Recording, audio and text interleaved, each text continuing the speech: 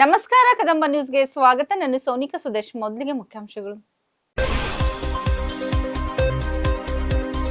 ಅತಿಥಿ ಶಿಕ್ಷಕರಿಗೆ ಹಾಗೂ ಉಪನ್ಯಾಸಕರಿಗೆ ಸರ್ಕಾರ ಕಡೆಗಣಿಸಿದೆ. ಸಂಗಮೇಶ್ ಚಿದ್ರಿ.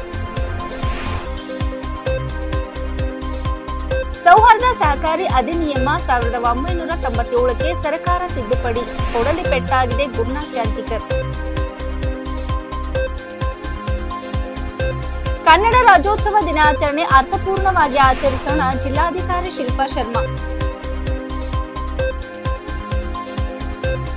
ಸ್ವಂತ ಊರಿನಲ್ಲಿ ಸೇವೆ ಸಲ್ಲಿಸುವುದು ಸಂತೋಷದ ವಿಷಯ. ಡಾಕ್ಟರ್ ಪ್ರಶಾಂತ್ ಅರಳೆ. ಸುದ್ದಿಯ ವಿವರಗಳು. ಸಮಾಜ ಕಲ್ಯಾಣ ಇಲಾಖೆಯ ಅಂಗಸಂಸ್ಥೆಯಾದ ಕರ್ನಾಟಕ ವಸತಿ ಶಿಕ್ಷಣ ಸಂಸ್ಥೆ ಸಂಘದ ಅಡಿಯಲ್ಲಿ ಕಾರ್ಯನಿರ್ವಹಿಸುತ್ತಿರುವ ವಸತಿ ಶಾಲೆಗಳಾದ ಮೊರಾರ್ಜಿ ದೇಸಾಯಿ, ಕಿತ್ತೂರಾಣಿ ಚೆನ್ನಮ್ಮ, ಡಾಕ್ಟರ್ ಬಿಆರ್ ಅಂಬೇಡ್ಕರ್ ಏಕಲವ್ಯ ವಸತಿ ಶಾಲೆಗಳಲ್ಲಿ ಹಲವು ವರ್ಷಗಳಿಂದ ದುಡಿಯುತ್ತಿರುವ ಅತಿಥಿ ಶಿಕ್ಷಕರ ಹಾಗೂ ಉಪನ್ಯಾಸಕರ ಜೀವನ ಬಹಳ ಸಂಕಷ್ಟದಲ್ಲಿದೆ ಎಂದು ಹೈದರಾಬಾದ್ ಕರ್ನಾಟಕ ಕ್ರೈಸ್ಟ್ ಶಿಕ್ಷಕರ ರಾಜ್ಯಾಧ್ಯಕ್ಷ ಸಂಗಮೇಶ್ ಚಿದ್ರಿ ಅವರು ಸುದ್ದಿಗೋಷ್ಠಿಯಲ್ಲಿ ತಿಳಿಸಿದರು. ಕರ್ನಾಟಕ ವಸತಿ ಶಿಕ್ಷಣ ಸಂಸ್ಥೆಗಳ ಸಂಘ ಹೈದರಾಬಾದ್ ಕರ್ನಾಟಕ ಕ್ರೈಸ್ಟ್ ಅತಿಥಿ ಶಿಕ್ಷಕರ ಹಾಗೂ ಉಪನ್ಯಾಸಕರ ಸಂಘ ವತಿಯಿಂದ ಸುದ್ದಿಗೋಷ್ಠಿ ಇಂದು ನಗರದ ಪತ್ರಿಕಾ ಭವನದಲ್ಲಿ ಹಮ್ಮಿಕೊಳ್ಳಲಾಗಿತ್ತು. 6ರಿಂದ 10ನೇ ತರಗತಿಯವರೆಗೆ ಪ್ರತಿದಿನ 5 ತರಗತಿಗಳಿಗೆ ಪಾಠ ಮಾಡುವುದಲ್ಲದೆ ವಿಶೇಷ ತರಗತಿಗಳು ಹಾಗೂ ಶಾಲಾ ಮುಕ್ತಾಯದ ನಂತರವೂ ಎಂಒಡಿ ತರಗತಿಗಳನ್ನು ನಿರ್ವಹಿಸಿ ಶಾಲೆಯ ಸರ್ವತೋಮುಖ ಏಳಿಗೆ ಹಾಗೂ ಉತ್ತಮ ಫಲಿತಾಂಶಕ್ಕೆ ಕೊಡುಗೆ ನೀಡುವ ಅತಿಥಿ ಶಿಕ್ಷಕರಿಗೆ ಕೇವಲ 16,650 ರೂಪಾಯಿ ಹಾಗೂ ಉಪನ್ಯಾಸಕರಿಗೆ 17,500 ರೂಪಾಯಿ ಸಂಬಳದಲ್ಲಿ ಇಂತಹ ಬೆಲೆ ಏರಿಕೆಯ ಸಮಯದಲ್ಲಿ ಕುಟುಂಬದ ನಿರ್ವಹಣೆ ತುಂಬಾ ಕಷ್ಟಕರವಾಗಿದೆ. ಸರ್ಕಾರ ಖಾಯಂ ಶಿಕ್ಷಕರಿಗೆ 2% ತುಟ್ಟಿ ಭತ್ಯೆ ಹೆಚ್ಚಳ ಮಾಡಿದರೆ ಅತಿಥಿ ಶಿಕ್ಷಕರಿಗೆ ದಸರಾ ರಜೆಯ ಸಂಬಳ ಕಡಿತಗೊಳಿಸುತ್ತಿದೆ. ಹಾಗಾದರೆ ನಮ್ಮ ಕುಟುಂಬದವರು ಹಬ್ಬವನ್ನು ಹೇಗೆ ಮಾಡಬೇಕು ಎಂದು ಸಂಗಮೇಶ್ ಚಿದ್ರಿ ಕೇಳಿದರು. ಕರ್ನಾಟಕದಲ್ಲಿ ಸಮಾನ ಕೆಲಸಕ್ಕೆ ಸಮಾನ ವೇತನ ನೀಡಬೇಕು, ಆದರೆ ಇದು ನಮ್ಮಲ್ಲಿ ಅನ್ವಯವಾಗುತ್ತಿಲ್ಲ ಎಂದು ಅಸಮಾಧಾನ ವ್ಯಕ್ತಪಡಿಸಿದರು. ಪ್ರತಿ ವರ್ಷ ಬೇಸಿಗೆ ರಜೆಯಲ್ಲಿ ಅತಿಥಿ ಶಿಕ್ಷಕರನ್ನು ಕೈ ಬಿಡಲಾಗುತ್ತದೆ. ಮತ್ತೆ ರಜೆ ಮುಗಿದ ತಕ್ಷಣ ಕೈ ಬೀಸಿ ಕರೆಯುತ್ತಾರೆ. ಇದು ಎಲ್ಲ ಸಮಸ್ಯೆಗಳನ್ನು ಮುಂದಿಟ್ಟು ಸಚಿವರಿಗೆ, ಸಮಾಜ ಕಲ್ಯಾಣ ಅಧಿಕಾರಿಗಳಿಗೆ ಮನವಿ ನೀಡಿದರೂ ಯಾವುದೇ ಉಪಯೋಗವಾಗಿಲ್ಲ ಎಂದರು. ಇದೇ ವೇಳೆ ರಮೇಶ್ ಸೂರ್ಯವಂಶಿ, ಅಮರ್ಪಾಲ್, ಸಾಯಿನಾಥ್ ವಾಗ್ಮೋರೆ, ರಮೇಶ್ ಐನಾಪುರ್, ಸಂತೋಷ್ ವಗ್ಗೆ ಇತರರು ಇದ್ದರು. ನಮ್ದು ಸಮಾಜ ಕಲ್ಯಾಣ ಇಲಾಖೆಯ ಅಂಗಸಂಸ್ಥೆಯಾಗಿರ್ತಕ್ಕಂತಹ ಕರ್ನಾಟಕ ವಸತಿ ಶಿಕ್ಷಣ ಸಂಸ್ಥೆ ಸಂಘದ ಅಡಿಯಲ್ಲಿ ಬರ್ತಕ್ಕಂತಹ ಮೊರಾರ್ಜಿ ದೇಸಾಯಿ ವಸತಿ ಶಾಲೆ ಹಾಗೂ ಕಿತ್ತೂರಾಣಿ ಚೆನ್ನಮ್ಮ ವಸತಿ ಶಾಲೆ, ಡಾಕ್ಟರ್ ಬಿಆರ್ ಅಂಬೇಡ್ಕರ್ ವಸತಿ ಶಾಲೆ, ಏಕಲವ್ಯ ವಸತಿ ಶಾಲೆ, ಇದು ನಮ್ದು ವಸತಿ ಶಾಲೆ ಆಗಿರ್ತಕ್ಕಂಥದ್ದು ಹಾಗೂ ವಸತಿ ಕಾಲೇಜ್ ಆಗಿರ್ತಕ್ಕಂಥದ್ದು. ಈ ಸರ್ಕಾರಿ ಶಾಲೆಗಳಲ್ಲಿ ಬರೀ 3 ತರಗತಿಯನ್ನು ತೆಗೆದುಕೊಂಡು ಕಾರ್ಯನಿರ್ವಹಿಸ್ತಾರೆ. ಆದರೆ ನಮ್ಮಲ್ಲಿ ವಸತಿ ಶಾಲೆ ಇರುವುದರಿಂದ ಮುಂಜಾನೆಯಿಂದ ಸಾಯಂಕಾಲದವರೆಗೆ ನಾವು ಶಾಲೆಯಲ್ಲಿಯೇ ಕೆಲಸ ನಿರ್ವಹಿಸಬೇಕಾಗಿತ್ತು. ಮುಂಜಾನೆ 6ನೇ ತರಗತಿ ಹಿಡ್ಕೊಂಡು 10ನೇ ತರಗತಿವರೆಗೆ ಕೆಲಸ ನಿರ್ವಹಿಸಬೇಕು. ಜೊತೆಗೆ ಸಾಯಂಕಾಲನೂ ಕೂಡ ಎಂಒಡಿ ಕ್ಲಾಸ್ ಅಂತ ಹೇಳಿ ಮಾಡ್ತೇವೆ ನಾವು, ಅದನ್ನು ನಿರ್ವಹಿಸಬೇಕು. ವಿಶೇಷ ತರಗತಿಗಳನ್ನು ನಿರ್ವಹಿಸಬೇಕು. ಆದರೆ ಅದೇ ಸರ್ಕಾರಿ ಶಾಲೆಯಲ್ಲಿ ಇರ್ತಕ್ಕಂಥ ಅತಿಥಿ ಶಿಕ್ಷಕರಿಗೆ ದಸರಾ ರಜೆಯಲ್ಲಿ ಪೂರ್ತಿ ಸಂಬಳ ಕೊಟ್ಟಿದ್ದಾರೆ. ಇಡೀ ವರ್ಷ ನಮಗೆ ಸಂಬಳ ದುಡಿಸ್ಕೊಂಡು, ಕಡಿಮೆ ಸಂಬಳ ದುಡಿಸ್ಕೊಂಡು ದಸರಾ ರಜೆಯಲ್ಲಿ ಸಂಬಳ ಕೊಡ್ತಾ ಇಲ್ಲ. ಈಗ ನೋಡ್ರಿ, ಒಂದ್ ತಿಂಗಳಿಂದ ನಮ್ಗೆ ಸಂಬಳ ಇಲ್ಲ, ಮನೆಯಲ್ಲಿ ಕುಂತಿದ್ದೇವೆ. ಅಂದ್ರೆ ಈಗ ಖಾಯಂ ಶಿಕ್ಷಕರಿಗೆ ಮಾತ್ರ ಜೀವನ ಇದೆ, ನಮಗ್ ಜೀವನ ಇಲ್ವಾ? ನಾವು ದಸರಾ ರಜೆಯನ್ನು ಆಚರಣೆ ಮಾಡ್ಬಾರ್ದ? ನಮ್ಮ ಮಕ್ಕಳು ಕುಟುಂಬ ಹೆಂಗ್ ಸಾಕ್ಬೇಕು? ನಾವು ಬೀದಿಗೆ ಬರ್ಬೇಕಾಗಿರ್ತದೆ. ಈ ದಸರಾ ರಜೆಯಲ್ಲಿ ನಮಗೆ ಸಂಬಳ ತುಂಬಾ ಅವಶ್ಯಕತೆ ಆಗಿದೆ. ಇದೇ ರಜೆಯನ್ನು ಇಟ್ಕೊಂಡು ಈ ನೆಪದಲ್ಲಿ ನಮ್ಮನ್ನು ಕೈ ಬಿಡ್ತಾ ಇದ್ದಾರೆ. ಆದೇಶ ಕೊಡ್ತಾರೆ ಇವರನ್ನು ಶಾಲೆಯಿಂದ ಬಿಡುಗಡೆಗೊಳಿಸಿ ದಸರಾ ರಜೆ ಬಂತ. ಮತ್ತೆ ದಸರಾ ಮುಗಿದ ತಕ್ಷಣ ಈಗ 21 ತಾರೀಕಿಗೆ ನಮ್ಮನ್ನು ಮತ್ತೆ ಸೇವೆ ಸೇರಿಸ್ಕೊಳ್ತಾ ಇದ್ದಾರೆ. ಇದು ಯಾವ ರೀತಿ ನ್ಯಾಯ ಅಂತ ಹೇಳಿ ನಾವು ಕೇಳ್ತಾ ಇದ್ದೀವಿ. ಅಲ್ಲದೆ ಮಾನ್ಯ ಸರ್ವೋಚ್ಚ ನ್ಯಾಯಾಲಯದ ಒಂದು ಆದೇಶನೂ ಕೂಡ ಇದೆ, ಸಮಾನ ಕೆಲಸಕ್ಕೆ ಸಮಾನ ವೇತನ ನೀಡಬೇಕಂತ. ಆದ್ರೆ ಇಂದಿಗೂ ಕೂಡ ನಮ್ಮ ಕರ್ನಾಟಕ ರಾಜ್ಯದಲ್ಲಿ ಜಾರಿಗೆ ಬರೋದ್ರದ್ದು ಇದು ದುರಾದೃಷ್ಟವಶ. ಇನ್ನೂ ಕೂಡ ಜಾರಿಗೆ ಬಂದಿಲ್ಲ. ನಾವು ಖಾಯಂ ಶಿಕ್ಷಕರಂತೆ ಸಮನಾದ ಕೆಲಸವನ್ನು ನಿರ್ವಹಿಸ್ತೇವೆ, ಒಳ್ಳೆ ಫಲಿತಾಂಶ ಕೊಡ್ತಾ ಬಂದಿದ್ದೆವು, ಶಾಲೆ 100% ರಿಸಲ್ಟ್ ಕೊಡ್ತಾ ಬಂದಿದ್ದೆವು. ಆದ್ರೂ ಕೂಡ ನಮಗ ವೇತನ 16,650 ರೂಪಾಯಿ. ಇದು ಶಿಕ್ಷಕರಿಗೆ. ಉಪನ್ಯಾಸಕರಿಗೆ 17,500 ರೂಪಾಯಿ. ಒಂದು ಖಾಯಂ ಶಿಕ್ಷಕರ ಸಂಬಳದಲ್ಲಿ 3 ಜನ ಅತಿಥಿ ಶಿಕ್ಷಕರು ನಾವು ಕೆಲಸ ಮಾಡ್ತಾ ಇದ್ದೇವೆ. ಅಂದ್ರೆ 1,000ಕ್ಕಿಂತ ಹೆಚ್ಚು ಅತಿಥಿ ಶಿಕ್ಷಕರಿದ್ದೆವು. ನಮ್ಮ ಜಿಲ್ಲೆಯಲ್ಲಿ ಸುಮಾರು 100ಕ್ಕಿಂತ ಹೆಚ್ಚು ಜನ ಅತಿಥಿ ಶಿಕ್ಷಕರಿದ್ದೆವು. ದಸರಾ ರಜೆ ಬಂತಂದ್ರೆ ಕೈ ಬಿಡ್ತಾರ, ಬೇಸಿಗೆ ರಜೆ ಬಂತಂದ್ರೆ ಕೈ ಬಿಡ್ತಾರ. ಪ್ರಿನ್ಸಿಪಾಲ್ ಸರಿಯಾದ ಸಮಯಕ್ಕೆ ನಮಗೆ ಸಂಬಳ ಕೊಡ್ತಾ ಇಲ್ಲ. ಸರಿಯಾದ ವೇತನ ಕೊಡ್ತಾ ಇಲ್ಲ.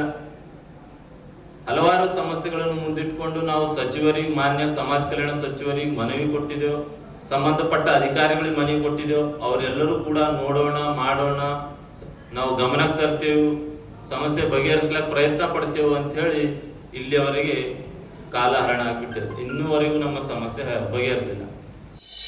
ಕರ್ನಾಟಕ ರಾಜ್ಯ ಸರ್ಕಾರವು ವಿಧಾನಸಭೆಯ ಅಧಿವೇಶನದಲ್ಲಿ ಸೌಹಾರ್ದ ಸಹಕಾರಿ ಅಧಿನಿಯಮ 1997ಕ್ಕೆ 2025ರ ಸೆಪ್ಟೆಂಬರ್ 11ರಂದು ತಿದ್ದುಪಡಿ ಮಾಡುವ ಮೂಲಕ ಸೌಹಾರ್ದ ಸಹಕಾರ ತತ್ವಗಳಿಗೆ ಹಾಗೂ ಚಳವಳಿ ಬೆಳವಣಿಗೆಗೆ ಕೊಡಲಿಪೆಟ್ಟು ಮಾಡಿದೆ ಎಂದು ಬೀದರ್ ಜಿಲ್ಲಾ ಸೌಹಾರ್ದ ಸಹಕಾರಿಗಳ ಒಕ್ಕೂಟದ ನಿರ್ದೇಶಕ ಗುರುನಾಥ್ ಜಾಂತಿಕರ್ ಪತ್ರಿಕಾಗೋಷ್ಠಿಯಲ್ಲಿ ತಿಳಿಸಿದರು.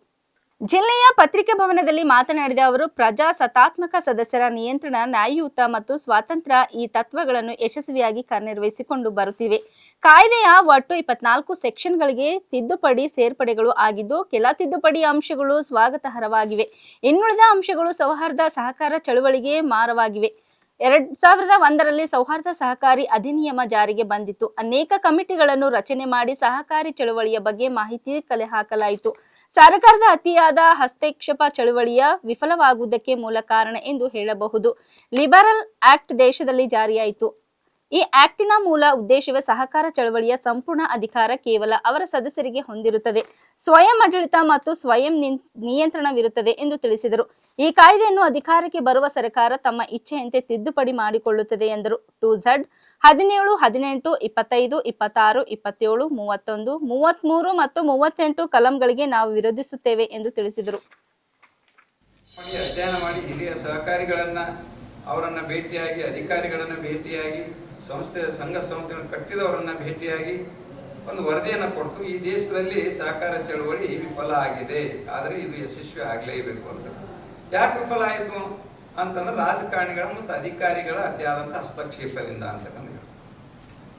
ಅದೇ ರೀತಿಯಾಗಿ ಮುಂದೆ ಅವರು ದೇಶದ ಯೋಜನಾ ಆಯೋಗವು ಇನ್ನೊಂದು ಸಮಿತಿಯನ್ನು ರಚನೆ ಮಾಡಿತು. ಚೌಧರಿ ಬ್ರಹ್ಮಪ್ರಕಾಶ್ ಅವರು ಕೂಡ ಒಂದು ವರದಿಯನ್ನು ಕೊಟ್ಟರು. ಇಡೀ ದೇಶದಲ್ಲಿ ಅಧ್ಯಯನ ಮಾಡಿ ಒಂದು ವರದಿಯನ್ನು ಕೊಟ್ಟರು. ಈ ದೇಶದಲ್ಲಿ ಸಹಕಾರ ಚಳವಳಿ ವಿಫಲ ಆಗಿದೆ, ಬಟ್ ಇಟ್ ಮಸ್ಟ್ ಸಕ್ಸೀಡ್ ಅಂತ ಅವರು ಕೂಡ ಹೇಳಿದ್ರು. ಆಕ್ಟ್ ಅನ್ನು ಕೊಟ್ಟರು. ಅದು ಲಿಬರಲ್ ಆಕ್ಟ್ ಅಂತಕ್ಕಂಥದ್ದು. ಆ ಲಿಬರಲ್ ಆಕ್ಟ್ ಅನ್ನ ಇಡೀ ದೇಶದಲ್ಲಿ ಜಾರಿಯನ್ನಾಯಿತು. 11 ರಾಜ್ಯಗಳಲ್ಲಿ ಇದನ್ನ ಚಾಲು ಮಾಡಿದ್ರು. ಕರ್ನಾಟಕ ರಾಜ್ಯದಲ್ಲಿ ಆಗ ಜನತಾ ದಳ ಸರ್ಕಾರ ಇದ್ದಂತಹ ಸಂದರ್ಭದಲ್ಲಿ JH ಪಾಟೀಲ್ ಅವರು ಮುಖ್ಯಮಂತ್ರಿ ಆಗಿದ್ದರು, SS ಪಾಟೀಲ್ ಅವರು ಸಹಕಾರಿ ಸಚಿವರಾಗಿದ್ದರು.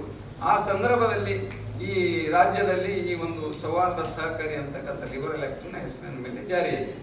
ಇದರ ಮೂಲ ಆಶಯ ಏನಿತ್ತು ಅಂತಂದ್ರೆ ಸಹಕಾರ ಚಳುವಳಿಯನ್ನ ಸಂಪೂರ್ಣವಾಗಿ ಸದಸ್ಯರೇ ಇದರ ಒಡೆತನವನ್ನ ಹೊಂದಿರಬೇಕು.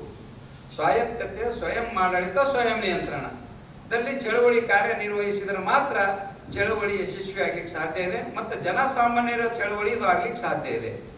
ಎಲ್ಲಿವರೆಗೆ ಸರ್ಕಾರದ ಕಪಿಮುಷ್ಟಿಯಲ್ಲಿ ಇರುತ್ತೋ ಅಲ್ಲಿವರೆಗೆ ಈ ಚಳವಳಿ ಯಶಸ್ವಿ ಆಗೋದಿಲ್ಲ ಅಂತಕ್ಕಂಥದ್ದನ್ನು ಅವರು ಹೇಳಿದರು. ಅದಕ್ಕಾಗಿ ಈ ಕಾಯ್ದೆಯನ್ನು ತಂದರು. ತಂದಂಥ ಈ ಕಾಯ್ದೆ ಬಂದ ಮೇಲೆ ಈಗ 25 ವರ್ಷ ಈ ಕಾಯ್ದೆಗೆ, ಈ ಚಳವಳಿಗೆ 25 ವರ್ಷದಲ್ಲಿ 7 ಸಲ ತಿದ್ದುಪಡಿಗಳನ್ನು ಮಾಡಿದ್ದಾರೆ. ಯಾವುದೇ ಸರ್ಕಾರ ಇರಲಿ, ಆ ಸರ್ಕಾರ ಈ ಸರ್ಕಾರ ಅಂತ ಹೇಳ್ತಾ ಇಲ್ಲ, ಆಯಾ ಸರ್ಕಾರ ಬಂದಾಗ ಅವರವ್ರಿಗೆ ಮನೋ ಇಚ್ಛೆವಾಗಿ ಈ ಕಾಯ್ದೆಯನ್ನು ತಿದ್ದುಪಡಿಯನ್ನು ಮಾಡ್ತಾ ಇದ್ದಾರೆ. ಯಾಕೆ ಇದನ್ನ ಮನೋಸ್ವ ಇಚ್ಛೆಯಾಗಿ ಇದು ತಿದ್ದುಪಡಿ ಮಾಡ್ತಾ ಇದ್ದಾರೆ ಅಂದ್ರೆ, ಇದಕ್ಕೆ ನಮ್ಮ ಇದರಲ್ಲಿ ಏನೂ ಇಲ್ಲ, ನಮ್ಮ ಫೋಲ್ಡರ್ನಲ್ಲಿಲ್ಲ, ನಾವು ಹೇಳಿದವರು ಕೇಳೋದಿಲ್ಲ ಅಂತಕ್ಕಂಥ ಒಂದೇ ಉದ್ದೇಶದಿಂದ ಅಧಿಕಾರಿಗಳು ತಮ್ಮ ಕಪಿಮುಷ್ಟಿಯಲ್ಲಿ ಇದನ್ನು ತರಲಿಕ್ಕೆ ಹೊರಟಿದ್ದಾರೆ. ಅದಕ್ಕಾಗಿ ಕಲಾಂ 18, ಕಲಾಂ 20, ಆಮೇಲೆ ಕಲಾಂ 21, 23, 25, 26, 27, 28, 31, 33, 51, 57, 58, 60 ಈ ಕಲಂಗಳನ್ನು ತಿದ್ದುಪಡಿ ಮಾಡಿ ಅಲ್ಲಿ ಸರ್ಕಾರದ ಹಸ್ತಕ್ಷೇಪವನ್ನ ಮಾಡ್ತಾ ಇದ್ದಾರೆ. ಬೀದರ್ ಜಿಲ್ಲೆಯಲ್ಲಿ ನವೆಂಬರ್ 1ರಂದು ಕನ್ನಡ ರಾಜ್ಯೋತ್ಸವವನ್ನು ಅರ್ಥಪೂರ್ಣವಾಗಿ ಹಾಗೂ ಆಕರ್ಷಕವಾಗಿ ಆಚರಿಸಲು ಕ್ರಮ ವಹಿಸಬೇಕೆಂದು ಜಿಲ್ಲಾಧಿಕಾರಿ ಶಿಲ್ಪಾ ಶರ್ಮಾ ಅವರು ಅಧಿಕಾರಿಗಳಿಗೆ ಸೂಚಿಸಿದರು. ಅವರು ಗುರುವಾರ ಜಿಲ್ಲಾಧಿಕಾರಿಗಳ ಕಚೇರಿ ಸಭಾಂಗಣದಲ್ಲಿ ನವೆಂಬರ್ 1ರ ಕನ್ನಡ ರಾಜ್ಯೋತ್ಸವ ಆಚರಣೆ ಕುರಿತು ನಡೆದ ಪೂರ್ವಭಾವಿ ಸಿದ್ಧತಾ ಸಭೆಯ ಅಧ್ಯಕ್ಷತೆ ವಹಿಸಿ ಮಾತನಾಡಿದರು. ಕನ್ನಡ ರಾಜ್ಯೋತ್ಸವ ಕಾರ್ಯಕ್ರಮವನ್ನು ವ್ಯವಸ್ಥಿತವಾಗಿ ಯಾವುದೇ ಲೋಪಗಳಿಲ್ಲದಂತೆ ಆಚರಿಸಲು ವಿವಿಧ ಸಮಿತಿಗಳನ್ನು ರಚಿಸಲಾಗಿರುತ್ತದೆ. ಆಯಾ ಸಮಿತಿಗಳಿಗೆ ವಹಿಸಿದ ಕಾರ್ಯವನ್ನು ವಿಶೇಷ ಆಸಕ್ತಿಯಿಂದ ನಿರ್ವಹಿಸಬೇಕು. ಪ್ರತಿ ವರ್ಷದಂತೆ ಈ ವರ್ಷವೂ ಸಹ ಕನ್ನಡ ರಾಜ್ಯೋತ್ಸವದ ಹಿಂದಿನ ದಿನ ಸರ್ಕಾರಿ ಕಚೇರಿ ಹಾಗೂ ನಗರದ ವಿವಿಧ ವೃತ್ತಗಳಲ್ಲಿ ಸ್ವಚ್ಛತೆ, ವಿದ್ಯುತ್ ದೀಪಾಲಂಕಾರಕ್ಕೆ ಕ್ರಮ ಕೈಗೊಳ್ಳಬೇಕೆಂದರು. ನವೆಂಬರ್ 1ರಂದು ಬೆಳಗ್ಗೆ 7:45 ಗಂಟೆಗೆ ಸರ್ಕಾರಿ, ಅರೆ ಸರ್ಕಾರಿ ಹಾಗೂ ಸಂಘ ಸಂಸ್ಥೆಗಳ ಕಟ್ಟಡಗಳ ಮೇಲೆ ಕಡ್ಡಾಯವಾಗಿ ರಾಷ್ಟ್ರ ಧ್ವಜಾರೋಹಣ ಮಾಡಿ ಎಲ್ಲ ಕಚೇರಿಯ ಅಧಿಕಾರಿಗಳು, ಸಿಬ್ಬಂದಿಗಳು ಮತ್ತು ಎಲ್ಲಾ ಶಾಲಾ ಕಾಲೇಜು ಮಕ್ಕಳೊಂದಿಗೆ ಬೆಳಗ್ಗೆ 7:50ಕ್ಕೆ ಬಸವೇಶ್ವರ ವೃತ್ತದಲ್ಲಿ ಸೇರುವುದು. ನಂತರ ಬೆಳಗ್ಗೆ 8 ಗಂಟೆಗೆ ತಾಯಿ ಭುವನೇಶ್ವರಿ ಅವರ ಭಾವಚಿತ್ರದೊಂದಿಗೆ ಮೆರವಣಿಗೆ ಪ್ರಾರಂಭಿಸಲಾಗುವುದು ಎಂದು ಹೇಳಿದರು. ಶ್ರೀ ಸತ್ಯ ಸಾಯಿ ಇನ್ಸ್ಟಿಟ್ಯೂಟ್ನಲ್ಲಿ ಬೆನ್ನು ಮೂಳೆ ಮತ್ತು ನರಶಸ್ತ್ರ ಚಿಕಿತ್ಸಕನಾಗಿ ಹಲವು ವರ್ಷ ಸೇವೆ ಸಲ್ಲಿಸಿದ್ದೇನೆ. ಸಮಸ್ತ ರೋಗ ಸಖೀನೋ ಭವತು ಎಂಬುದು ಆಸ್ಪತ್ರೆಯ ಗುರಿಯಾಗಿತ್ತು ಎಂದು ಡಾಕ್ಟರ್ ಪ್ರಶಾಂತ್ ಅರಳೆ ಸುದ್ದಿಗೋಷ್ಠಿಯಲ್ಲಿ ಹೇಳಿದರು. ಜಿಲ್ಲೆಯ ಪತ್ರಿಕಾ ಭವನದಲ್ಲಿ ಗುತ್ತಿಗೆ ಆಸ್ಪತ್ರೆ ವತಿಯಿಂದ ಪತ್ರಿಕೆಗೋಷ್ಠಿಯನ್ನು ಮಾಡಲಾಯಿತು. ಈ ವೇಳೆ ಮಾತನಾಡಿದ ಅವರು, ಬಡವರಿಗಾಗಿ ಈ ಸೇವೆಯನ್ನು ನೀಡುವುದಕ್ಕಾಗಿ ಜಿಲ್ಲೆಗೆ ಬಂದಿದ್ದೇನೆ. ನನಗೆ ಅಮೆರಿಕದಲ್ಲಿ ಅವಕಾಶ ಸಿಕ್ಕಿದ್ದು, ಆದರೂ ನಾನು ಹೋಗಿಲ್ಲ. ಜಿಲ್ಲೆಯ ನಗರ ಸೇವೆ ಮಾಡುವ ನಿಟ್ಟಿನಲ್ಲಿ ಗುತ್ತಿಗೆ ಆಸ್ಪತ್ರೆಯಲ್ಲಿ ಸೇವೆ ಪ್ರಾರಂಭಿಸಿದ್ದೇನೆ ಎಂದರು.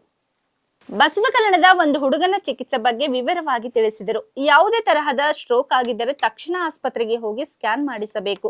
ವೈದ್ಯರು ಅದಕ್ಕೆ ಪ್ರಥಮ ಚಿಕಿತ್ಸೆ ನೀಡುತ್ತಾರೆ ಎಂದು ತಿಳಿಸಿದರು. ನರಗಳಲ್ಲಿ ಹಾನಿ ಉಂಟಾದರೆ ಅದನ್ನು ಮತ್ತೆ ಪರಿಹರಿಸುವುದು ತುಂಬಾ ಕಷ್ಟಕರವಾಗುತ್ತದೆ. ಪಾರ್ಶ್ವವಾಯು ಇತ್ತೀಚಿನ ದಿನಗಳಲ್ಲಿ ಸಾಮಾನ್ಯವಾಗಿ ಎಲ್ಲರಿಗೂ ಬರುತ್ತಿದೆ. ಇದರ ಬಗ್ಗೆ ಅರಿವು ಮೂಡಿಸಬೇಕು. ಇದಕ್ಕೆ ಮೂಲ ಕಾರಣ ಚಿಂತೆ ಇದೆ. ಯುವಕರು ಮೊಬೈಲ್ನಲ್ಲಿ ಜಾಸ್ತಿ ಹುಚ್ಚಾಗಿದ್ದಾರೆ. ದಿನದಲ್ಲಿ 7-8 ಗಂಟೆ ಅದರಲ್ಲಿ ಇರುತ್ತಾರೆ. ಮಲಗುವ ಸಮಯದಲ್ಲಿ ಮೊಬೈಲ್ ಅನ್ನು ದೂರವಿಡಿ ಎಂದು ಹೇಳಿದರು. ಸರಿಯಾದ ಪೌಷ್ಟಿಕ ಊಟ ಮಾಡಬೇಕು ಎಂದರು.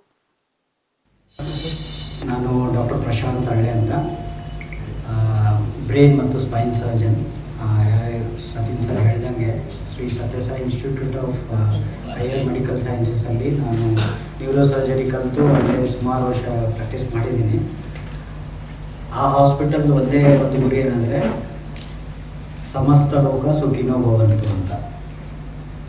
ಮತ್ತು ಎಲ್ಲ ಮೆಡಿಕಲ್ ಚಿಕಿತ್ಸೆ ಎಲ್ಲರಿಗೂ ಫ್ರೀಯಾಗಿ ಗುಣಮಟ್ಟವಾಗಿ ಸಿಗಬೇಕಂತ ಅಂಥ ಇನ್ಸ್ಟಿಟ್ಯೂಟಲ್ಲೇ ನಾನು ಟ್ರೈನಿಂಗ್ ಕಲ್ತಿದ್ದು. ಸೊ ಡ್ಯೂರಿಂಗ್ ಟ್ರೈನಿಂಗ್ ಅದು ಒಂದು ಅಂಶ ಏನಿದೆ ಡೀಪಾಗಿ ಮೆದುಳಲ್ಲಿ ಹೋಗಿದೆ ಸೇವೆ ಮಾಡೋದು. ಎಸ್ಪೆಷಲಿ ಬಡವರಿಗೆ, ಹೈ ಎಂಡ್ ಸರ್ಜರಿ ಅವಕಾಶ ಇದ್ದವರಿಗೆ ಆ ಥರ ಸರ್ವಿಸ್ ಮಾಡೋ ಉದ್ದೇಶದಿಂದನೇ ನಾನು ಬೀದರ್ ಬಂದಿರೋದು. ಎಲ್ಲ ಕಡೆ ಅವಕಾಶ ಇದ್ರೂ, ಇನ್ಕ್ಲೂಡಿಂಗ್ ಅಮೇರಿಕಾಗೆ ಹೋಗಿ ಅಲ್ಲೇ ಸೆಟ್ಲ್ ಆಗೋ ಅವಕಾಶ ಇದ್ರೂ ಬಂದಿದ್ದೀನಿ. ಸೊ ಇದನ್ನು ಚೆನ್ನಾಗಿ ಉಪಯೋಗ ಮಾಡಿ ತಮ್ಮ ಸೇವೆ ಮಾಡ್ತೀನಿ ಅಂತ ಒಂದು ಧೈರ್ಯ ಮತ್ತು ಕಾನ್ಫಿಡೆನ್ಸ್ ನನ್ನಲ್ಲಿದೆ. ಸೊ ಸಚಿನ್ ಸರ್ ಹೇಳ್ದಂಗೆ ಇವಾಗ ಆಲ್ರೆಡಿ ಗುತ್ತಿಗೆ ಹಾಸ್ಪಿಟ್ಲಲ್ಲಿ ಸೇವೆಯನ್ನು ಪ್ರಾರಂಭ ಮಾಡಿದ್ದೀವಿ. ಸುಮಾರು ಡಿಸ್ಕಷನ್ಸ್ ಇದೆ, ಕೆಲವೊಂದು ಟಿಪ್ಸು, ಇವಾಗ ಆಗ್ತಾ ಇರೋ ಮಿದುಳಿಂದು ಪ್ರಾಬ್ಲಮ್ಗಳು, ಇದೆಲ್ಲ ಶುರು ಮಾಡೋಕ್ಕಿಂತ ಮುಂಚೆ ಒಂದೇ ಒಂದು ಇಂಟ್ರೆಸ್ಟಿಂಗ್ ಕೇಸ್ ನಾವು ಗುತ್ತಿಗೆ ಹಾಸ್ಪಿಟ್ಲಲ್ಲಿ ಲಾಸ್ಟ್ ಮಂತ್ ಮಾಡಿರೋದನ್ನ ಒಂದೆರಡು 4 ಸ್ಲೈಡಲ್ಲಿ ತೋರಿಸ್ತೀನಿ. ಮೊದಲನೇ ತಿಂಗಳು 45 ವರ್ಷದ್ದು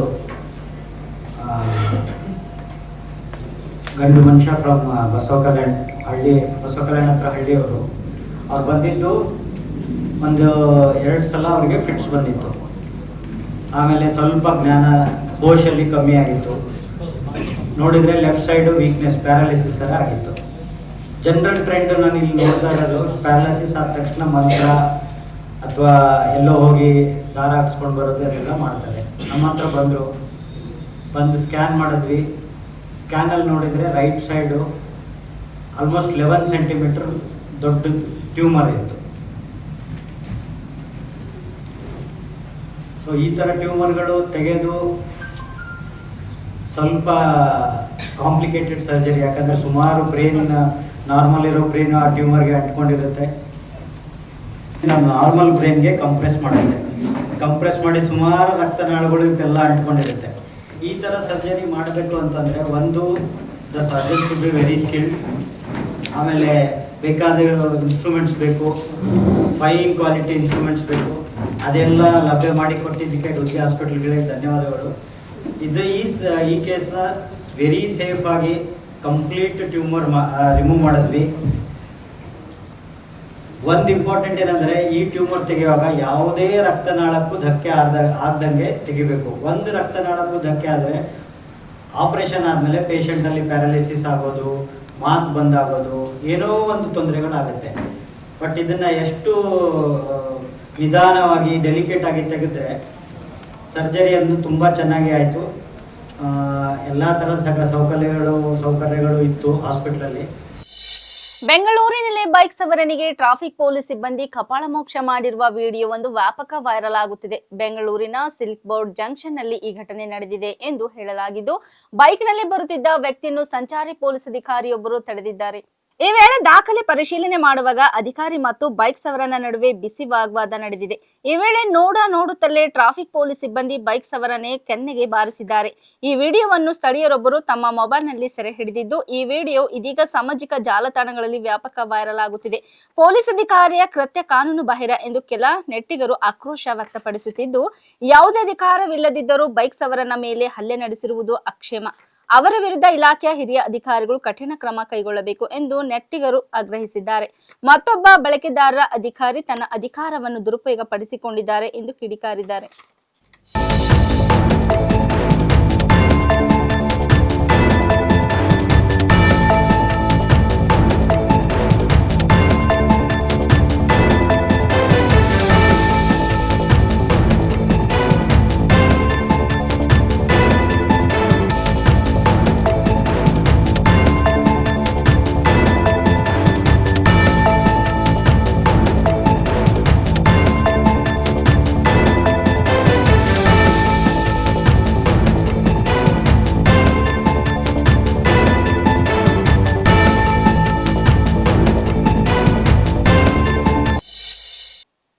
ಗ್ರಾಮಗಳ ಆರ್ಥಿಕ ಮತ್ತು ಸಾಮಾಜಿಕ ಅಭಿವೃದ್ಧಿಗೆ ಅಗತ್ಯವಿರುವ ಭೌತಿಕ ಮತ್ತು ಇತರ ಸೌಲಭ್ಯಗಳು ಗ್ರಾಮೀಣ ಪ್ರದೇಶದಲ್ಲಿ ಒದಗಿಸಬೇಕು. ಅಂದಾಗ ಮಾತ್ರ ಗ್ರಾಮೀಣ ಪ್ರದೇಶದಲ್ಲಿ ಅಭಿವೃದ್ಧಿಯಾಗಲು ಸಾಧ್ಯ ಎಂದು ಬೀದರ್ ದಕ್ಷಿಣ ಕ್ಷೇತ್ರದ ಶಾಸಕರಾದ ಡಾಕ್ಟರ್ ಶೈಲೇಂದ್ರ ಬೆಲ್ದಾಳೆ ಹೇಳಿದರು.